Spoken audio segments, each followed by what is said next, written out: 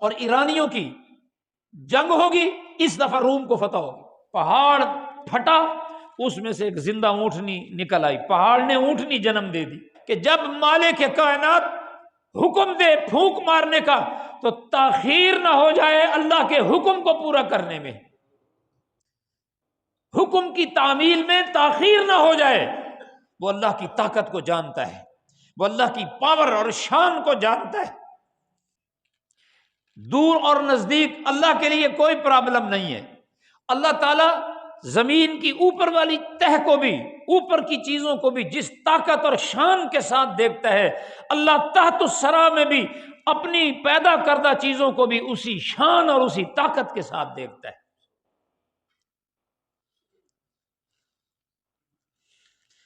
تو ہر قسم کی تعریف کا مستحق صرف اللہ تعالیٰ ہے، تو عزت کا مستحق بھی صرف اللہ تعالیٰ ہے۔ سورہ فاطر کی آیت نمبر 10 میں اللہ کا بیان ہے، فَلِلَّهِ الْعِزَّةُ جَمِيعًا، عزت تو سب اللہ تعالیٰ کے لیے ہے، اس لیے کہ اللہ خالق ہے۔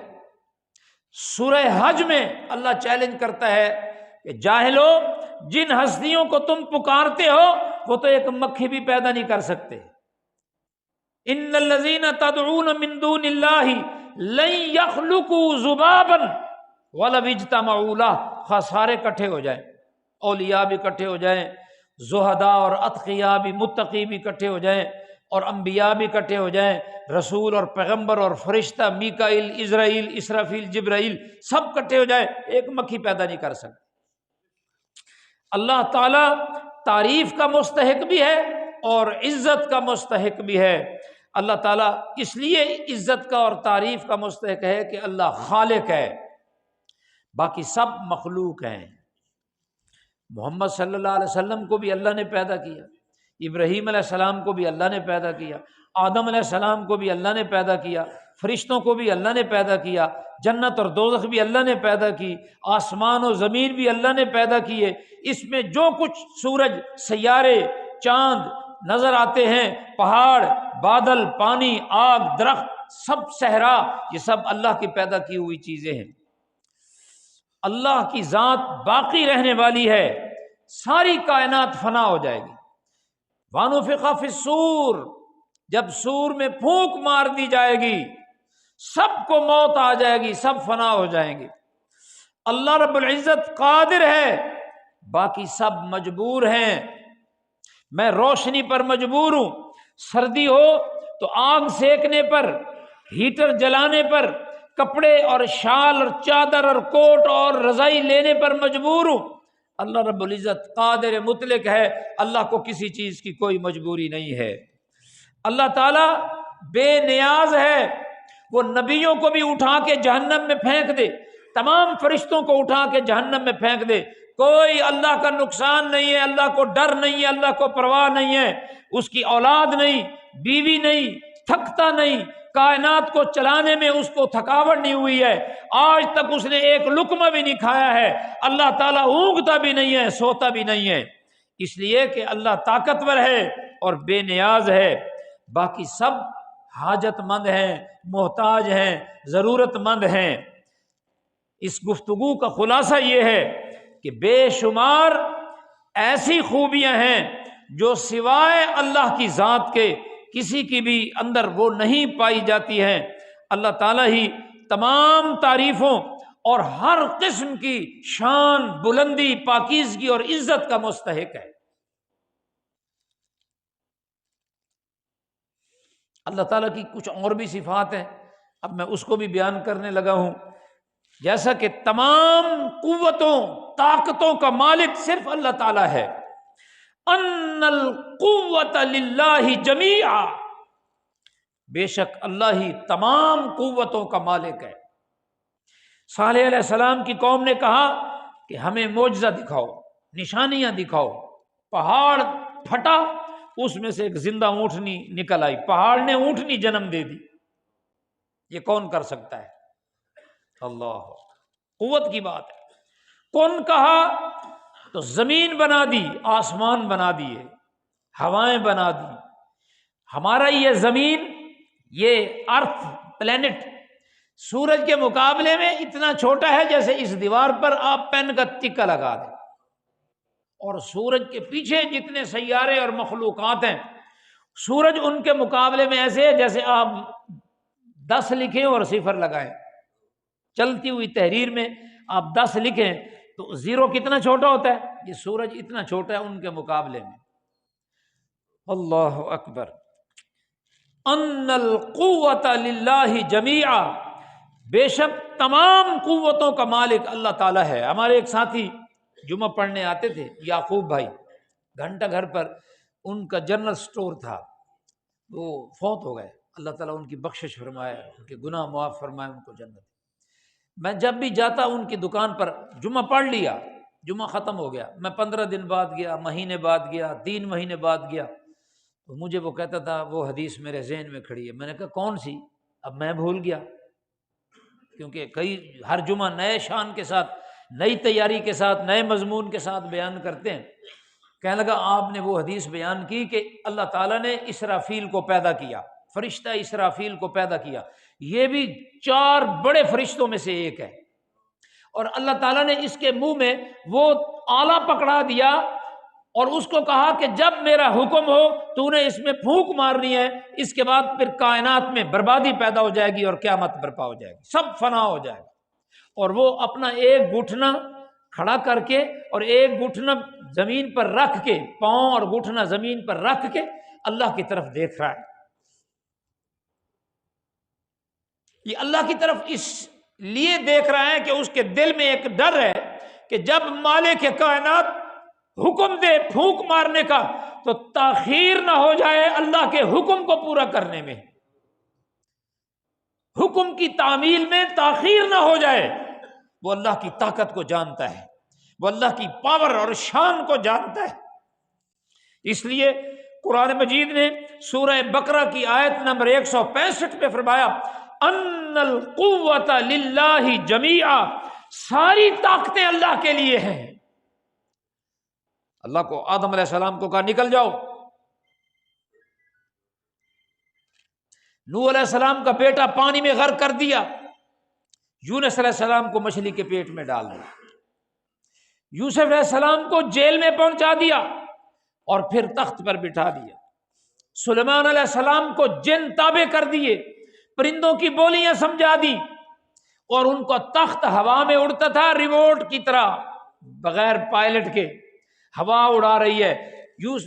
سلیمان کہتے علیہ السلام آپ 60 کی سپیڈ میں چلو تو سپیڈ اتنی ہو جاتی، 200 کی سپیڈ میں چلو تو وہ 200 کی سپیڈ میں اڑنے لگ جاتا، پھر کہتے رک جاؤ وہ رک جاتا، کہتے نیچے اترو وہ زمین پر آ جاتا۔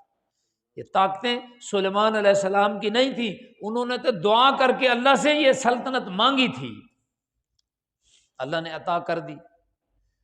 اللہ اکبر۔ وہ طاقتوں والا ہے، وہ عزتوں والا ہے، وہ شان والا ہے، الخالق ہے، الخالق، پوری کائنات کا کریٹر ہے، خلق کرنے والا ہے۔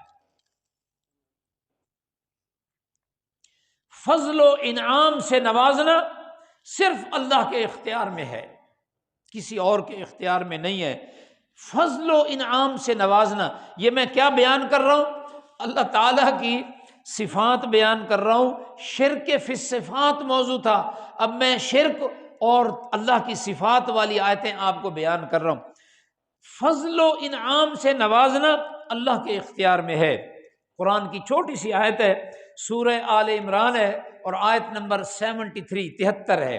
فرمایا ان الفضل بید اللہ یؤتیہ من یشاء، بے شک اللہ کے ہاتھ میں ہے، وہ جسے چاہتا ہے عنایت فرما دیتا ہے۔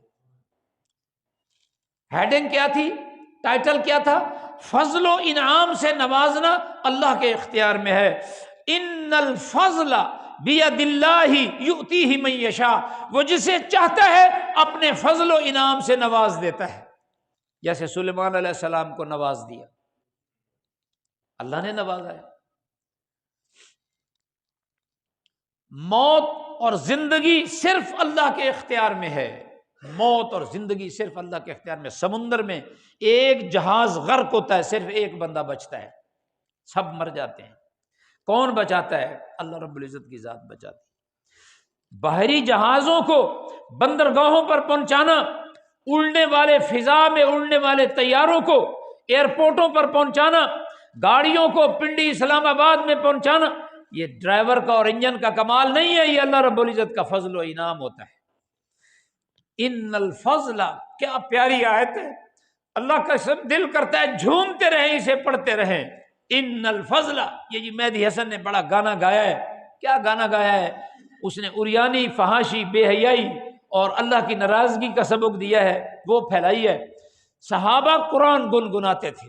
ان الفضل، وہ انسانی کلام ہے جو نور جہاں نے گایا ہے، یہ اللہ کا کلام ہے، برتر شاہانہ کلام ہے، رب العالمین کا کلام ہے۔ سورت آل عمران ہے، آیت نمبر 73 ہے، ان الفضل بید اللہ یؤتیہ من یشاء، بے شک فضل اللہ کے ہاتھ میں ہے، وہ جسے چاہتا ہے عنایت فرما دیتا ہے۔ اللہ اکبر۔ موت اور زندگی صرف اللہ کے اختیار میں ہے۔ وما کان لنفس ان تموت الا باذن اللہ، یہ جو میں نے آیت پڑھی ہے آل عمران ہے، آیت نمبر 145 ہے۔ وما کان لنفس ان تموت الا باذن اللہ، کسی شخص کو اختیار نہیں کہ وہ بغیر اللہ کے حکم کے مر جائے۔ جلد بوڑھی ہو گئی، جیسے درخت کو پانی نہ ملے تو اس کی کھل، اوپر کی چھلکا خشک خشک نظر آتا ہے، کھل لٹک گئی، جھرجھریاں، رینکلز پڑ گئے،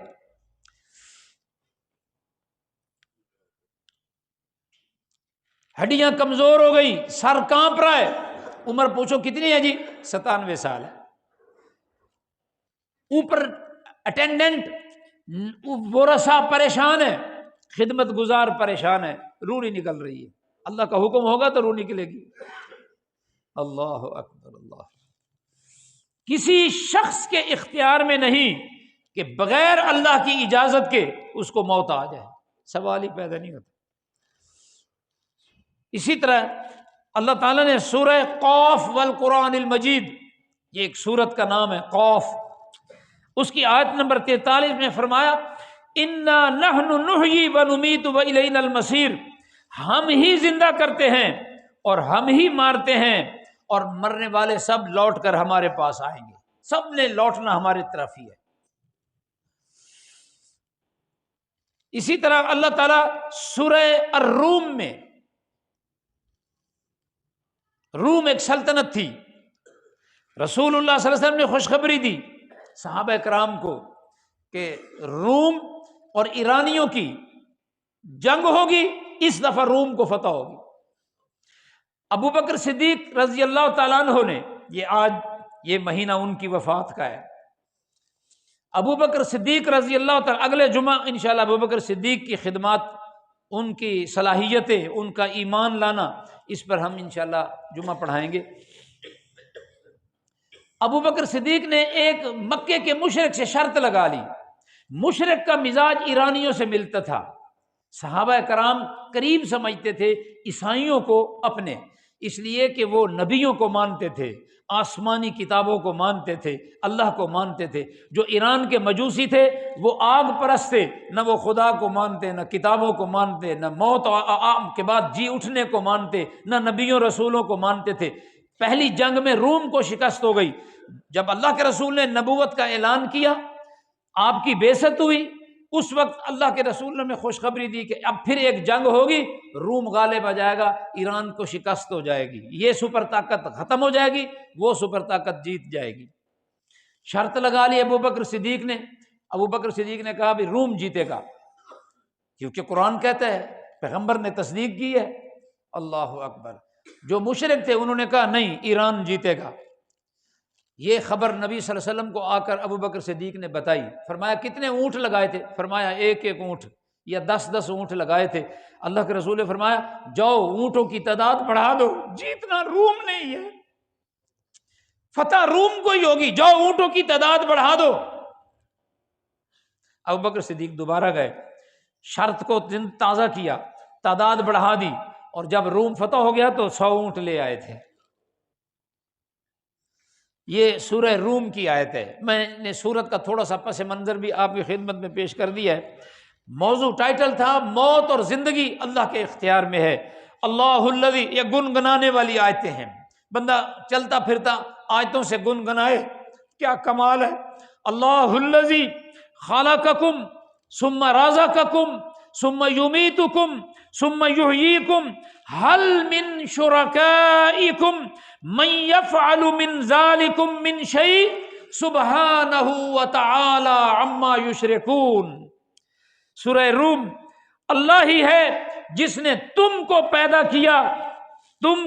کیا، پھر تم کو رزق دیا، پھر تمہیں موت دے گا، پھر تمہیں زندہ کرے گا۔ کیا تمہارے شریکوں میں سے کوئی ایسا بھی ہے جو ان کاموں میں سے کچھ کر سکے؟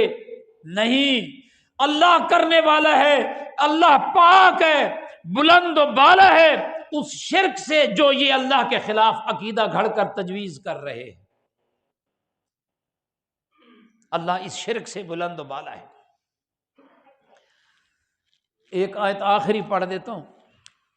تمام کائنات کے تمام امور، تمام معاملات، پوری کائنات کو چلانے والا نظم و نسق صرف اللہ کے قبضہ و اختیار میں ہے۔ کسی نے آندھی باندھ دی ہے، بالکل بکواس ہے، جھوٹ ہے۔ وہ اولاد دیتا ہے، وہ مقدمے سے نجات دیتا ہے، یہ یاری والا کشتیاں پار لگا دیتا ہے، یہ سب جھوٹ ہے، کائنات کا کھلا جھوٹ ہے، اللہ کے خلاف سازش ہے۔ ان الامر کلہ للہ، سورہ آل عمران ہے، آیت نمبر 154 ہے۔ بے شک تمام معاملات، پوری کائنات کا نظم و نسق صرف اللہ ہی کے اختیار میں ہے۔ 60 فٹ اونچی لہریں ٹیکساس کو تباہ کر گئی، امریکہ کے، ٹیکنالوجی دھری کی دھری رہ گئی ہے۔ دھند پیدا ہو گیا، ٹیکنالوجی دھری کی دھری رہ گئی ہے۔ بارشیں نہیں ہوئی، ٹیکنالوجی دھری کی دھری رہ گئی ہے۔